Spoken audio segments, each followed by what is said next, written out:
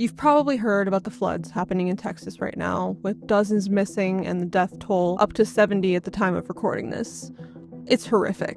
But we need to talk about what's happening beneath the surface because this is part of a familiar pattern. A pattern that always seems to crop up under Republican leadership but has reached a new level under Trump. This presidency is a project to turn public money into private profit no matter the human cost. The longtime MO of the Republican Party is to deliberately underfund and understaff government institutions so they're less effective, and then point to these weakened agencies and say, see how ineffective these are? It's because of wokeness or DEI or whatever the new buzzword is, but the only way to fix this is by privatizing it. Since the 80s, Republican presidents have been slashing funding to the Postal Service, Reagan, Bush, Trump, public housing, Reagan, Bush, Trump, public education, Reagan, Bush, Trump, just to name a few. And now that these agencies are weakened, we're going to privatize the Postal Service. We're going to privatize public housing. We're going to abolish the Department of Education. Trump has been straightforward about this. We'd love to have them leave. We're trying to remember this. We want them to go into the private sector. It's our dream to have everybody almost working in the private sector, not in the public sector.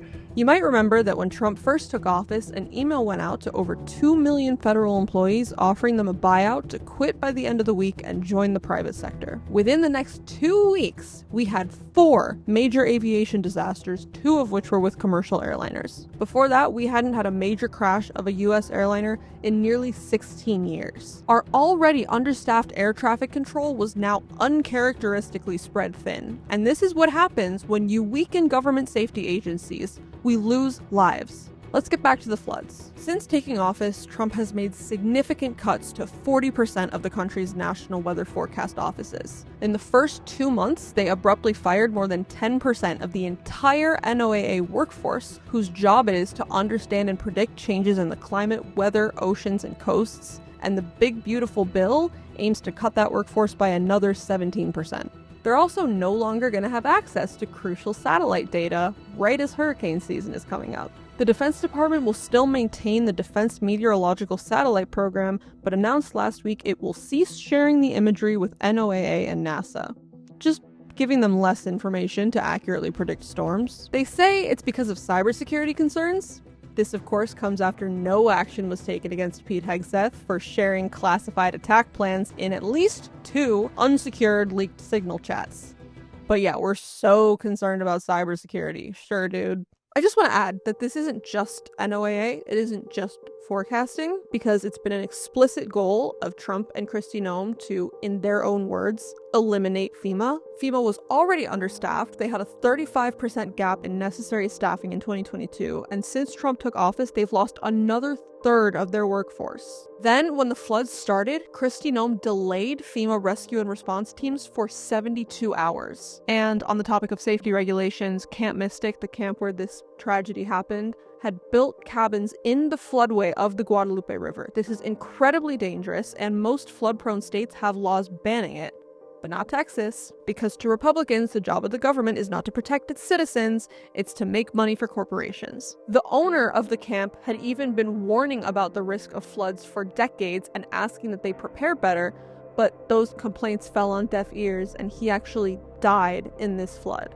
To make it even worse, the state of Texas had already rejected multiple requests for a flood warning system in that county, despite having access to billions in new federal disaster relief funds. They knew, and they did nothing. But so we're left with the question of why? Why would they do this? Look at Project 2025. This is directly from the document. Break up NOAA. It's a colossal operation that has become one of the main drivers of the climate change alarm industry, and as such is harmful to future U.S. prosperity.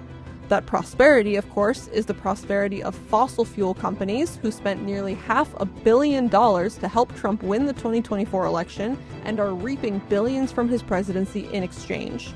Since the 50s, they have known about the connection between their industry and climate change, but they have to deny lest the truth hurt their bottom line.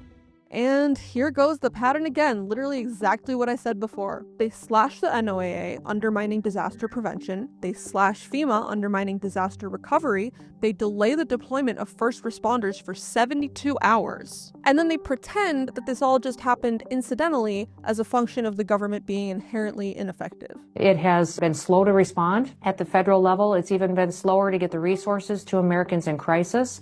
And that is why this entire agency needs to be eliminated as it exists today and remade into a responsive agency. That's so true, Christy. It's also so funny that when you got your position, you demanded that you personally have to sign off on all expenses over $100,000, meaning that the federal response was entirely at your whim, and you didn't do anything for 72 hours. If you're feeling really bold, like Charlie Kirk has been lately, you'll just say exactly what I said before. What you are not being told by the media anywhere is that the death toll likely would not have been as high if it wasn't for DEI.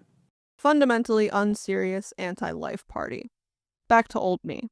Marjorie Taylor Greene and her contemporaries have been sounding the alarm about how they, parentheses, they control the weather, and how we need to fight this corporate conspiracy to alter the weather. Curiously enough, there actually is a giant conglomerate of companies whose actions are deliberately altering the weather. It's been going on for more than half a century. Some of the biggest companies on Earth have funded multiple disinfo campaigns and bought off politicians to hide the truth. And this presidency is a vehicle to put more and more of our money in their coffers. Something to think about. And if you want that to change, oh man.